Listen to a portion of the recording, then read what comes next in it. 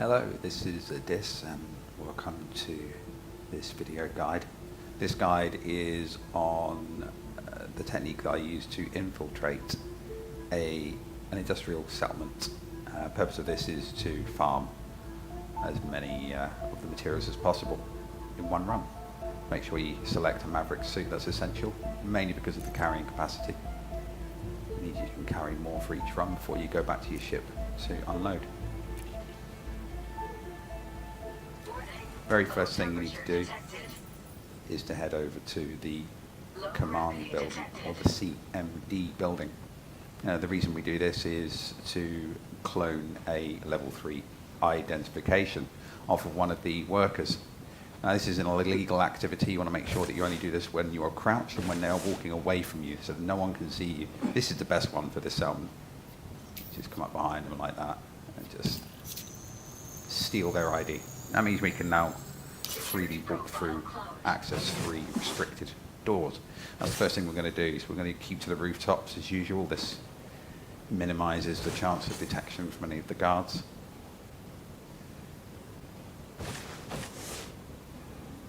We're going to head over to the first of the 2 industrial buildings. These are marked as IND.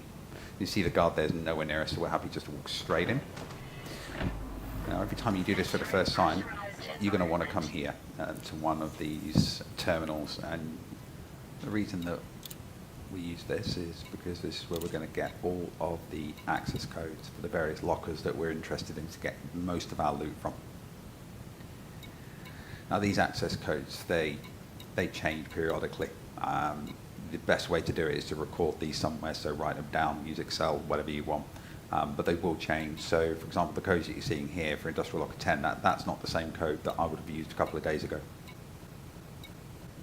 Not sure that I'm convinced about the logic of this yet, how it works, but that just seems to be the way it is. So I've written all these down beforehand. We're also interested in these unlocked industrial lockers, so we're going to get all those on this route.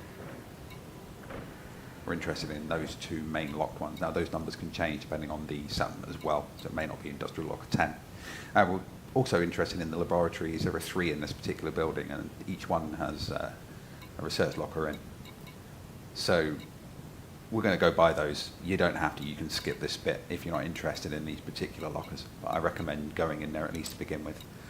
And then you can check the other processing building as well. So this one's got a couple of locked industrial lockers as well. We're going to be noting those down so that we can unlock those. And some unlocked ones that we'll get along the way. And of course, the other major thing we're after, the industrial data pods, which is where we're going to get the manufacturing instructions from. There are 3 in total at each of these facilities. You can see them there. We'll definitely catch those. So once you've got everything you need from this terminal, you want to quit out. Okay, so this is the fun bit. This is the bit where we actually start getting some loot. The reason why we're here. So the first step is going to be one of the laboratories. Now, as I said, this is optional. You can just skip this and go straight to the next part. I'm going to show you how to do this anyway. You always want to do this bit when nobody can see you going into this restricted area. That is absolutely key. If anybody sees you going in there, they'll come and confront you, and it makes life a bit harder. Also, when you're entering this code, you've got to remember that actually opening these lockers creates the sound. So I'm putting that key code in, but I'm keeping an eye on the radar up the top left. I can see that the worker there is nowhere near. Generally, that red circle inside your radar tends to give you the radius of where sound will carry to. So just be aware of that. There's nothing really worth taking in this particular one, but sometimes you can get some good stuff in here.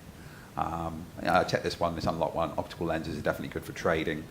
No, pretty much not really interested in much else. I'll take one more thing. I leave those, so I want to save room for some of the potentially much better, rarer stuff that comes later on. There's other large lockers in here. Sometimes this contains some really useful stuff. I'll take some of it. You'll get a feel for what's good and what's not. There are randomly placed items just lying around, so you'll get used to where those are as you go. Got another large research locker here that's unlocked. This one's, again, quite empty. This run in particular is pretty bad. It can be a lot better. So we get to the next locked research locker. Just putting in the code and open it up.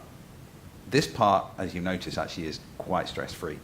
nobody seems to route into this particular laboratory, so you can do most of this stood up. Iron battery is definitely worth grabbing for trading. I'm leaving the rest of that.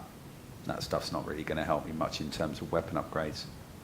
So a quick view around to see if there's anything else worth taking. And then we're going to exit the laboratory. So at this point, I use this door, this red panel, to actually view through, and just to make sure there's nobody that can see me as I come out of that restricted area. The line of sight is quite long, so that we'll see if they're there, for example, looking in this direction. So I saw there's a guard on the top there. He tends to always be there. So I just you notice I'm passively scanning everyone that I can, and the reason for that is because then they will pop up on the radar at all times, so it's easy to track their location. This is the first industrial data point.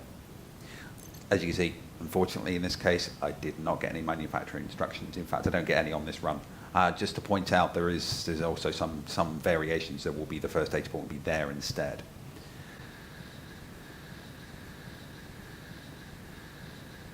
This guy here tends to pretty much leave you alone as long as you don't get too close.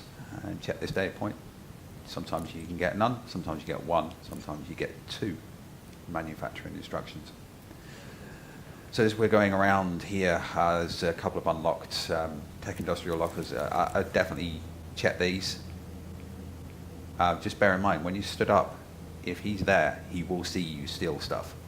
So make sure that you're either crouched or you wait until he moves away before you take anything from the top shelf.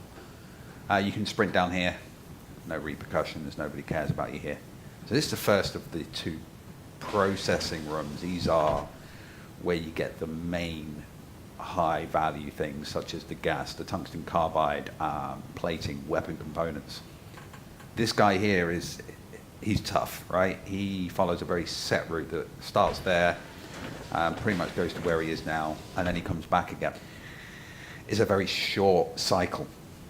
What that means is that you really have to be careful. You have to really time this right if you want to get everything from this room, and it is possible as long as you're patient. So what we're going to do is wait till he comes here. There's Industrial Locker 9, that's our first target.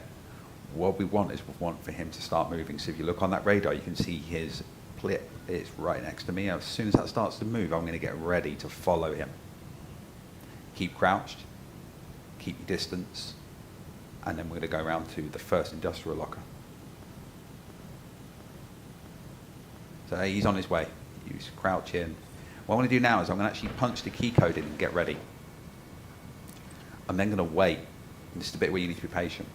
If you do it now, he almost always hears you and comes and gets you. You can just watch. You can see his little pip there is just moving now. Now, it's just on the edge of the red line.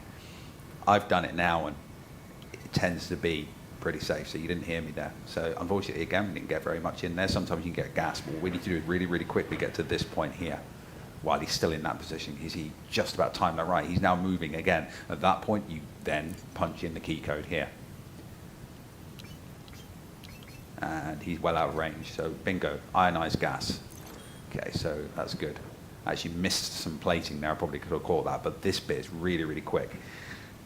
You need to get over here before he resets to the beginning. You can pretty much grab most of the things here if you're very, very careful. If you move, make sure you are crouched, but you can stand and grab something, and it's absolutely fine. So you see, I'm just checking here. I'm grabbing all the great stuff from here that we need, and I stay crouched at this point. Now I'm going to wait for him to reset back to the end of his route, which is to my left.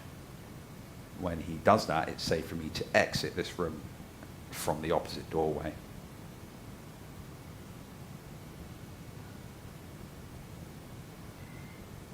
There he goes. He's now moving. And as soon as he's past me, that's when I go. Just keep going. Don't stop until you get out of the restricted area. And then we're safe. This is one more room now in this particular industrial building, and that's going to be the last lab. As I said before, you can skip this part and you can just exit out of any door you like and carry on to the next industrial building.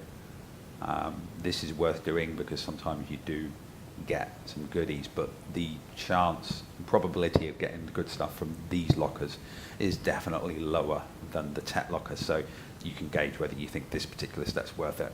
This is also very high risk because there can be a worker who will come in there. Also, the worker behind us can see us. We just need to be sure that there's nobody seeing us in this room. I keep an eye on that door, and I listen out for that door. If that door opens, you want to be coming roughly to where we are now, and you want to be crouching behind here to hide from the worker before they will then exit again. So while we're in here, we'll just take some of the things that are useful from the open large tech locker. And when you run over there, just avoid that door.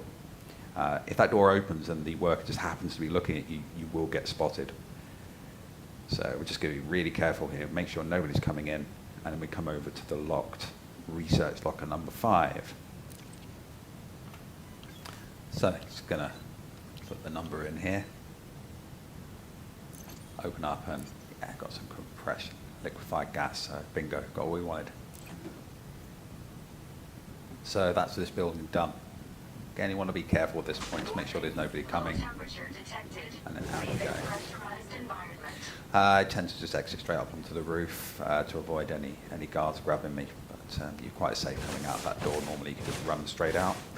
And we're going to make our way to Industrial Building 2. Sometimes a guard at the front here, so just keep an eye out for them.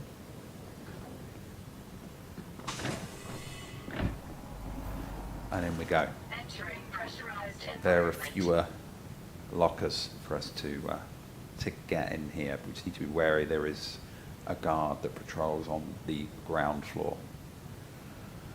This is me being extra careful. You can just run around a different way usually here, as long as you don't get too close. But you just don't want the guards to scan you, because at the moment we've got a lot of wrong things. If the guard scans us, then basically this runs over and we're going to have to start again. So first port of call is the third and final industrial data point. You see what's happened there is that's one of the out workers who will path between this building and another building. It's rare that you'll see that one there, but he spotted me. Workers don't tend to worry about you if you're not in a restricted area. So all I've done is just walked away from him, and we're just going to get out of his line of sight, and we're just going to wait for him to carry on.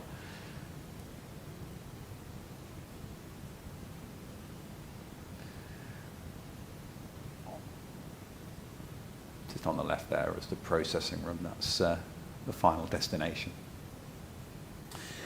So he's on his way, so just going to get past him. The only reason I've done that is because we don't really want him seeing us stealing this data.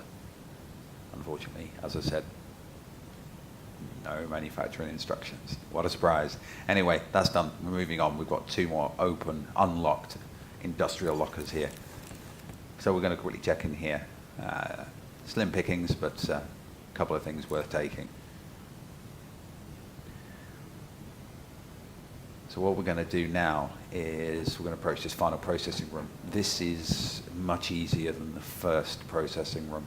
There's just this one guy here. He or she will route outside of the processing room. That gives you a much longer window of opportunity, which you can use to grab stuff. So they tend to duck down there. They do a bit of work. And then they think, well, you know what, I'm going to come straight back into the processing room because this is my job. This is my job. I just walk around in a circle all day long. It's going to be similar to the other processing room. Once they're in like that, we can come in behind. We input the code. And again, just to make sure they're outside that red circle. Now, I think it's 50-50. You could do it now, but we've got loads of time with this one, so let's just make sure that he goes out of the room entirely, and then we can start. So I'm just listening, and you can hear the door open. And at this point, he's not looking at us. You can actually see that with the arrow as well. He's definitely not looking in our direction. So I open it up. Yes, compression, liquefied gas, bingo. We move crouched all the way around here. And he's out of the room now, so we can always just take some of the bits that are on top of there. This is the final locked industrial locker. So input the code, open it up straight away, loot whatever we can from there, whatever's worth it, and then we come around to this unlocked large industrial locker, which tends to have some good stuff in tungsten carbide, weapon components. I think we get weapon components here. Yeah, usually a lot better than that, but just may as well take everything now because we're at the end of the run. And at this point, you can just quit out and then start again. So thanks very much for watching. I hope you found that useful. This is one of the elements of Elite Dangerous Odyssey that have actually surprised me. I find it way more enjoyable than I really thought it would. It's definitely a lot of fun to work out how to sneak into all these different settlements. At some point I may do some different videos of the different ways to do that. If you'd like anything in particular, please comment or get in touch with me on the forums. Thanks very much. Goodbye.